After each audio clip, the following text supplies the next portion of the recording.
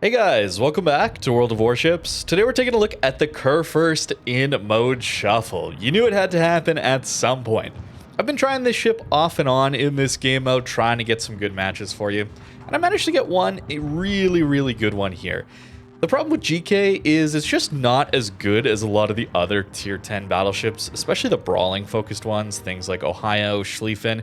Even Preussen a lot of the time performs better than Kurfürst, not only because of the faster reload, the overmatch, but the turret angles. That's a big issue with Kurfürst. You have to show so much broadside to shoot these rear guns while you're pushing forward. However, they can do some pretty good damage. That's even a citadel into Shikushima at 14 kilometers. Must have been the Cheek Citadel. I don't think we actually have the pen for his belt armor. So I got pretty lucky there. This build is using the legendary upgrade, the unique upgrade for Kurfürst. Gives us faster reload on our main guns as well as our secondaries. So that's a pretty nice buff to have on a ship when we want to be pushing in like this. So we're going to always go for island cover, isolating 1v1s as usual. Nothing really too special about that whole tactic side of things compared to things like Ohio, Schlieffen. But with the GK, you do get more HP and more armor than a Schlieffen. So we should be able to survive a little bit longer if we don't get too greedy for our rear guns.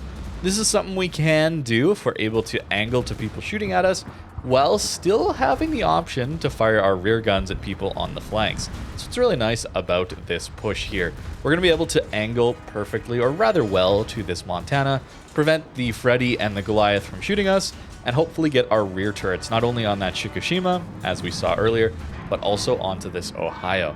That allows us to take a lot less damage, especially from this Montana. The Monty is pushing bow into us. Now, I've talked about this a few times, especially when I was playing Ohio or some of the other American battleships. Whenever you're fighting against these German battleships with 32 mil pen on your secondaries, at least at closer ranges, you don't want to go fully bow into them because these secondaries will just auto pen. They'll full pen your bow without any issues, and they're going to do a ton of damage that way. So this poor Monty has to deal with our sub. A little unfortunate that subs are in this game mode along with carriers. Kind of ruins some of the fun here. But it does mean the Monty opens up enough for our guns. That's going to be the challenge at very close ranges when you're dealing with these German battleships. How much broadside do you give? You don't want to give too much that you can take citadels, but you don't want to be fully bow in, since these secondaries, again, can just full pen you. I would say around this 5 kilometer range. At longer ranges, it's not as big of a deal. But as we get closer here, this Monty will start to take much more damage. Already getting our Lutjens buff if you're running a German battleship and you don't have Lutjens. Definitely worth trying to get him, especially on the Kurfürst here, considering this is a special ship, not a full premium ship, but it does have the ability to swap commanders over to it for free, allowing you to very easily have Lutjens here and giving us even better secondary reload. So we're not fully at the maximum DPM of secondaries. This legendary upgrade, this unique upgrade, doesn't give you the maximum potential for your secondaries or your main guns for their reload. It's a little bit worse than the main gun reload or the secondary battery reload in the 6th slot. But it gives you both at the same time with a little bit worse performance than either one of them. Still a very nice upgrade to have in a game mode like this. We've managed to preserve a lot of our HP here. I'm trying to do a little better job at just full sending my heals early on and not waiting for the optimal heal all the time. Typically, considering these heals last 30 seconds, you will be taking some damage while the heal is active.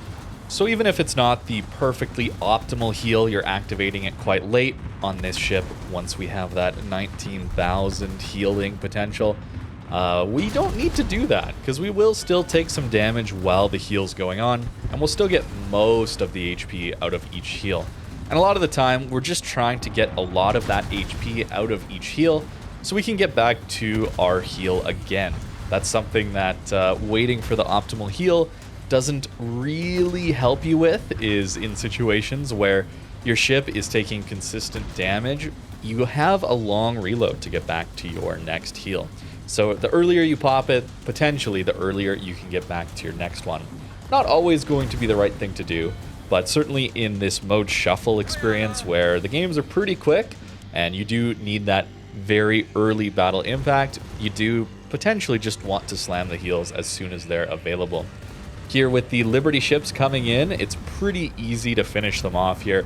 Yeah, Convoy, man, it's very difficult, especially on this map. This is probably the more difficult Convoy map, just because it's so easy for the attacking team to gain such a stronghold over these islands here in the middle. And especially the northern Convoy pushes incredibly quickly. So a lot of battle impact here just from sitting in the middle of the map and letting our secondaries go to town on anybody who gets close, and certainly on the convoy ships as they approach. I will say I've been having less fun in this game mode as of late. I've been getting almost exclusively arms race. It's pretty unfortunate, I gotta say. It's easily my least favorite portion of this game mode. I much prefer Convoy or certainly Airship Escort. That's the best one by far. And as I get more of these arms race games, the more I wish Wargaming wouldn't have included it, since that is a game mode that is featured in random battles, and it allows for the random battles camping playstyle to be very effective. So it makes the experience a little bit less fun for me. So some feedback for Wargaming would be to remove subs and carriers, as always, as well as remove arms race, or change it up so you actually have to push in and it doesn't reward the passive campy play that we're so familiar with in random battles. Otherwise, I really do enjoy this game mode. I really, really hope that Wargaming brings it back and better the next time. Liberty ship number 2 taken out here from this convoy, and the last one will fall soon enough. So pretty nice game here. 242,000 damage out of the GK. Over 400 secondary hits in a Kurfurst. Typically that's like Schlieffen, maybe Ohio because of the accuracy. Typically not getting this many secondary hits in this ship. So I was very happy with the results of this game and how we managed to brawl it out. The positioning, of course, is always very important in these, but the map on this one is just so heavily tilted in our favor that it wasn't too bad. Nearly 100k raw damage there, and another 40,000 from the secondary hits. The fires from those secondaries, I should say. Pretty insane.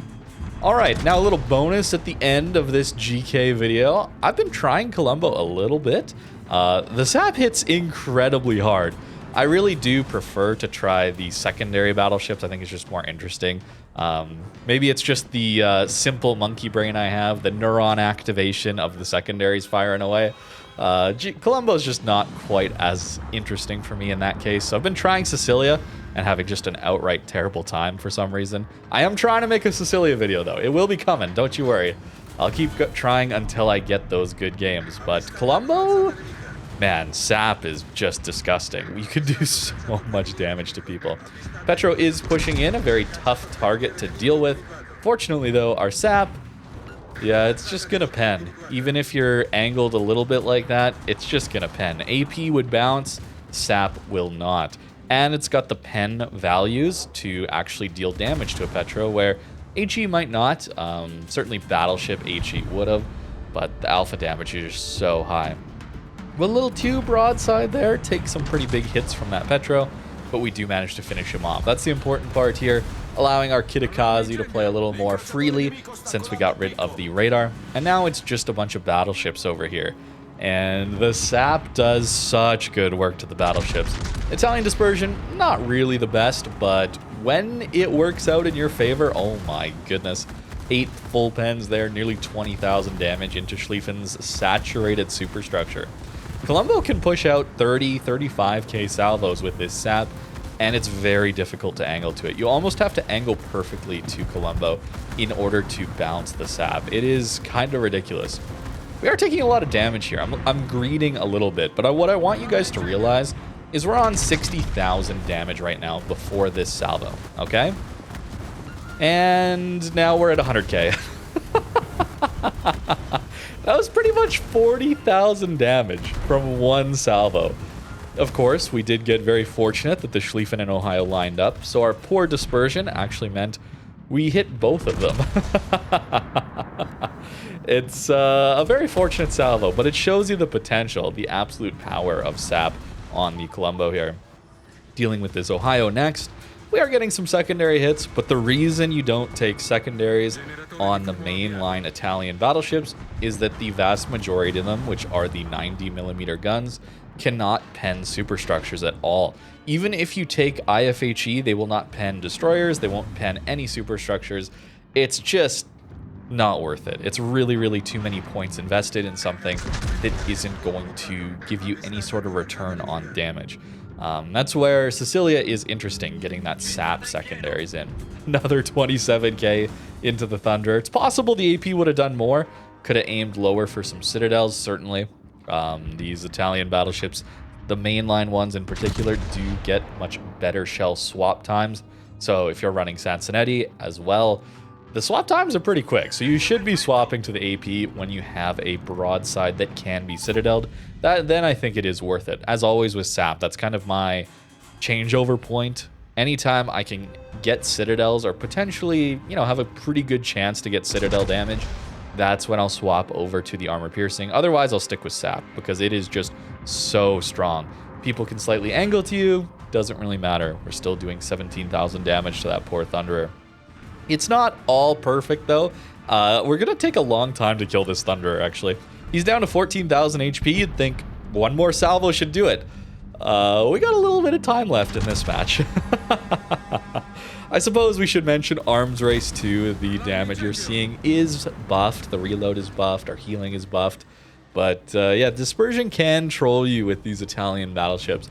It's been improved a little bit recently, and with the legendary mods coming, I'm pretty excited to try it out with Columbo. It's specifically giving you 6% better dispersion, 6% better reload in the 6th slot. So a little worse DPM than we have right now with reload mod, but better accuracy should yield some pretty nice results. The Vermont legendary mod also is upcoming. I can't wait to play those. They're still in development though, so we'll play them when they come into the game, I suppose. I've just seen that on some dev blogs, and you know, battleships, I'm very interested in seeing what those legendary mods are capable of. As I said, this Thunder is going to live for quite a while.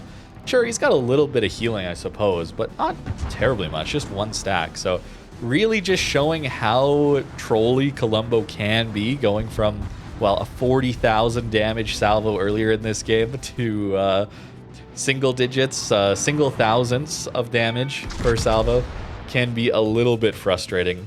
And he's getting further away from us, to be fair, as well. Italian battleships certainly do want that closer range engagement. There we go. There's a 10k salvo. That's pretty good. And 236,000 damage into this one. Another really solid game out of another different battleship.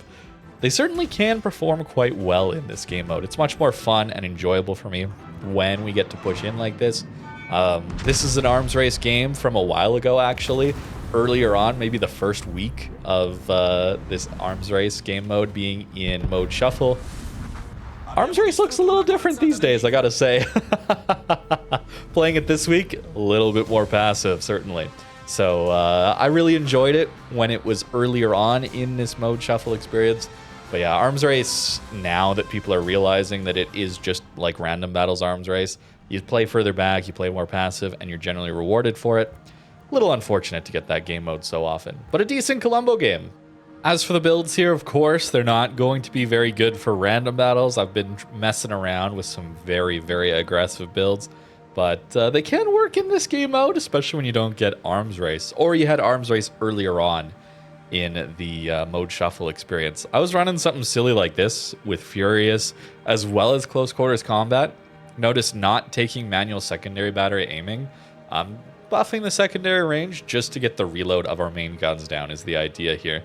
And then everything else is about improving the reload of our heals, that kind of thing.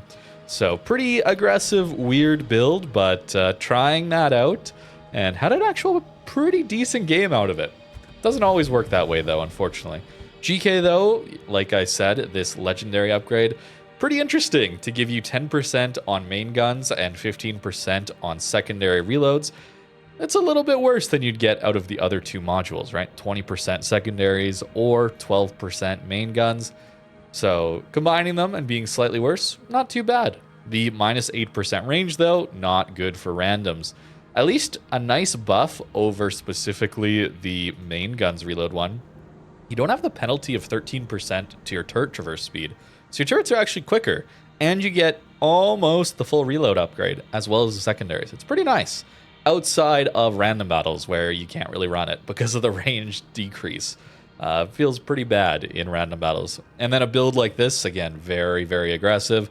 Secondaries, DPM, and then just full sending the healing and trying to get back to it as quickly as I can.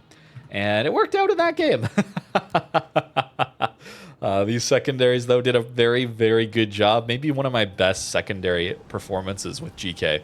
Typically, the ship is not getting that much damage out of its secondaries just because it doesn't fire fast enough, doesn't have the best accuracy relative to things like Schlieffen, which does retain the pen that these secondaries have as well.